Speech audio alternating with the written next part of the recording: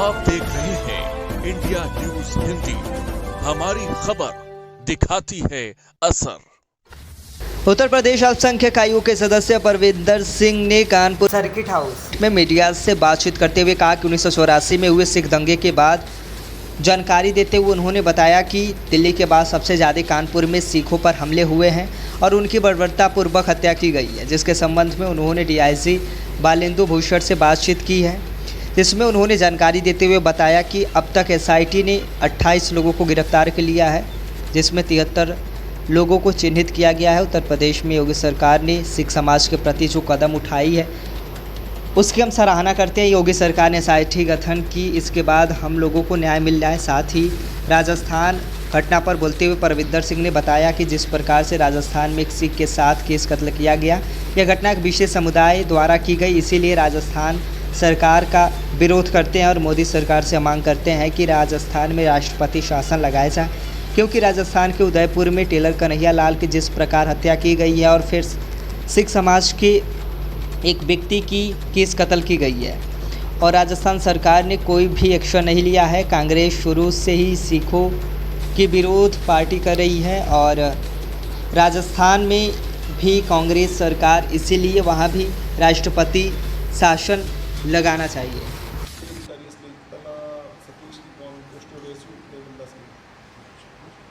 घटना अत्यंत ही निंदनीय, लेकिन कहीं ना कहीं राजस्थान की कानून व्यवस्था पर भी प्रश्न चिन्ह लगाती है।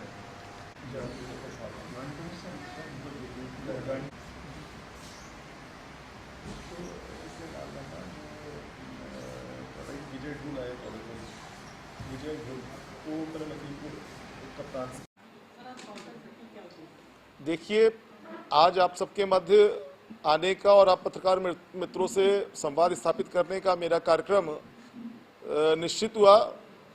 मुख्य कार्य जो आप देखिए, सन 1984 के सिख विरोधी नरसंहार जो कि दिल्ली के बाद सबसे अधिक कानपुर में हुए और कानपुर में 5000 से ज़्यादा सिखों का कत्ल किया गया, हमारी बहन बेटियों के साथ बेअदबी की गई, जिंदा टायर उनको जलाया गया, टायर डालकर जिंदा जलाया गया, लूट की गई उनके परिवारों से।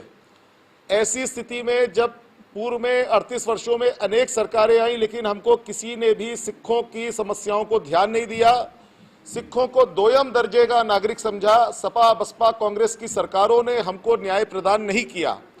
ये पहली बार जब वर्ष 2017 में माननीय मुख्यमंत्री जी ने उत्तर प्रदेश में शपथ ली, आदरणीय योगी आदित्यनाथ जी ने, हम लोगों ने इस समस्या को रखा था। वर्ष 2018-19 में भी हम लोगों ने ज्ञापन दिया था। वर्ष 2019 में माननीय उच्चतम न्यायालय के निर्णयों के फलस्वरूप माननीय मुख्यमंत्री जी ने जो एसआईटी गठित की और उस एसआईटी का परिणाम देखिए, 38 वर्षों के बाद आज भी मेरी डीआईजी एसआईटी से भी बात हो रही थी। 73 से अधिक अभियुक्त चिन्हित किए गए हैं और उसमें 28 से अधिक अभियुक्तों का उनको गिरफ्तार कर लिया कर जेल भेजा गया है। निश्चित तौर पे यह सिखों के जख्मों पे मरहम लगाने जैसा है। 38 वर्षों के बाद सिख जो कि इस देश के वास्तविक उत्तराधिकारी और वास्तविक अल्पसंख्यक हैं, उनको न्याय प्रदान करना और उनकी समस्याओं को अपना समझना, ये माननीय योगी आदित्यनाथ जी की सरकार ने करके दिखाया है। इसके लिए उत्तर प्रदेश के सिख समाज की ओर से और विशेषकर कानपुर के सिख समाज की ओर से मैं माननीय मुख्यमंत्री जी का आभार ज्ञापित करता हूं।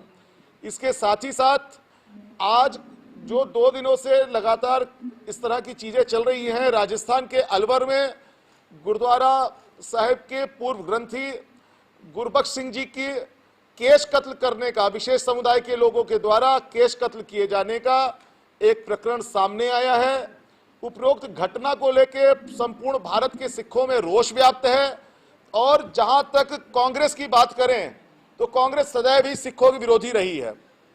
मैं प्रियंका गांधी और राहुल गांधी से पूछना चाहता हूं, जो लखीमपुर हिंसा पे बोल रहे थे, अब जब राजस्थान में सिख के केस कत्ल किए गए हैं, इससे बड़ा तो कोई भी जघन्य अपराध नहीं हो सकता। तो आज क्या प्रियंका गांधी अपने मुख्यमंत्री से इस्तीफा लेंगी? साथ ही साथ मैंने भारत के प्रधानमंत्री आदरणीय नरेंद्र मोदी जी से इस पर मांग किया है कि वो, चूंकि राजस्थान में संवैधानिक तंत्र फेल हो चुका है, पहले उदयपुर की घटना जिसमें टेलर कन्हैया लाल का मर्डर किया जाना, सिर्फ इसलिए कि उसने नुपुर शर्मा के वक्तव्य का समर्थन किया था। अब उसके बाद इस प्रकार से सनातन समाज के एक और वर्ग सिख समाज पे इस प्रकार का हमला, हमारे पूज्य ग्रंथी के केस कत्ल किए जाने, वहां संवैधानिक तंत्र फेल हो चुका है। ऐसी स्थिति में आवश्यक है कि वहां पे धारा 356 के तहत राष्ट्रपति शासन तत्काल इंप्लीमेंट किया जाए ताकि वहां की कानून व्यवस्था को संभाला जा सके। मैं प्रधानमंत्री से मांग करता हूं कि तत्काल प्रभाव से राजस्थान की सरकार को बर्खास्त किया जाए। सर, कांग्रेस का कहना है कि द्वेष के तरीके से कांग्रेस को टारगेट किया जा रहा है, इससे कि कांग्रेस का ही प्रधानमंत्री था जिसने कहा था बड़ा पेड़ गिरता है तो धरती हिलती है। सज्जन कुमार, जगदीश टाइटलर कोई और नहीं थे, कांग्रेस के ही लोग थे।